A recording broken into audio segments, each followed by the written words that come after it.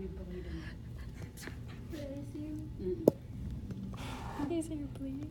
Mm-hmm. She had dental work. Oh. Ouch. Your speech. Do your speech. Okay.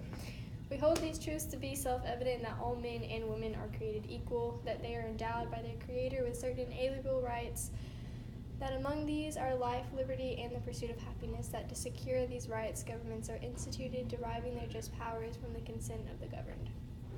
No, this is not an excerpt from the Declaration of Independence, but instead it is an excerpt from the Declaration of Sentiments.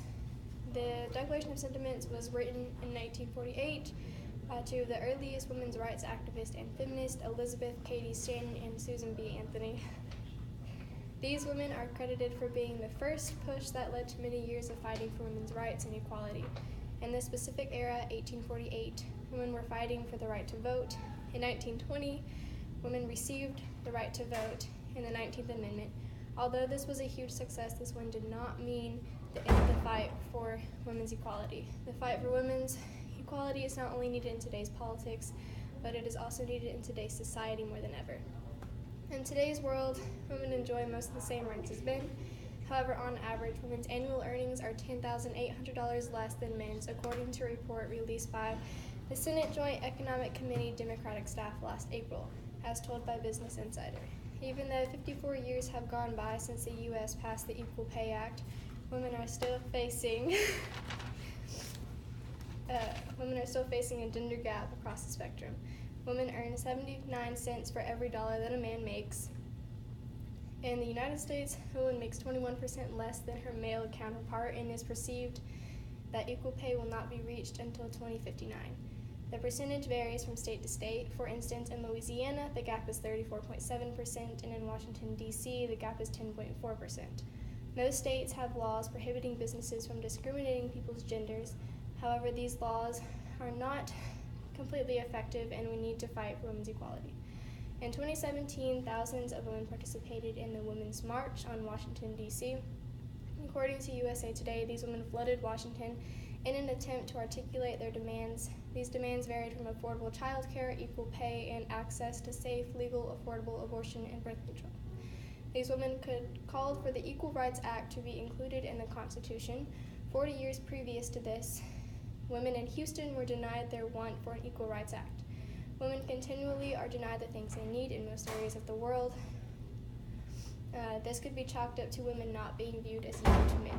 Women have needs that men do not have, for example, affordable child care, abortion, and birth control, as mentioned before. To further push the point that women are facing inequality,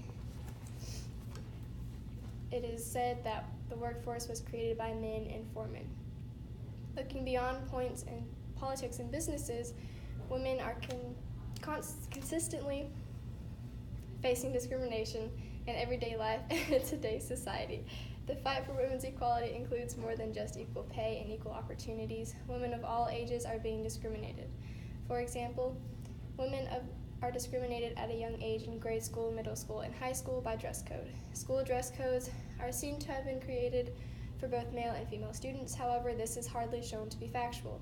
School dress codes tend to include the length of shorts, where holes in clothing can and not be located, the width of tank top straps, and more. All of these rules or guidelines are aimed at female students. According to Lee Zhao, the author of the article, The Sexism of School Dress Codes, says that articles of girls' clothing are not allowed because it is distracting to the boys. Hardly is it ever seen that boys are called out for their attire at school. Inequality blatantly stares us in the face in all school systems.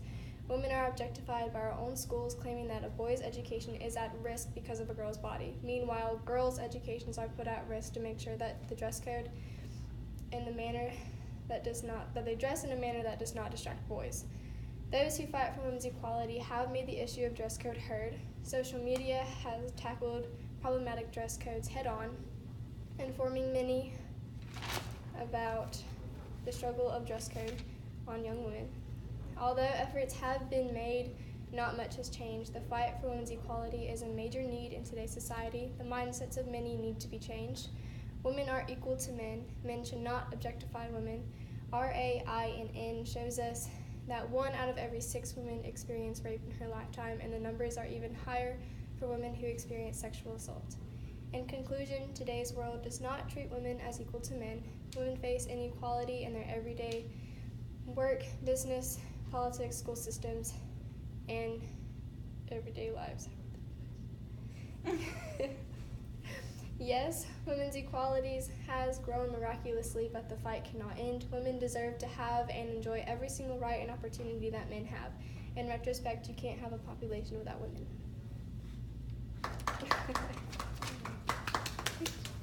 I actually really want to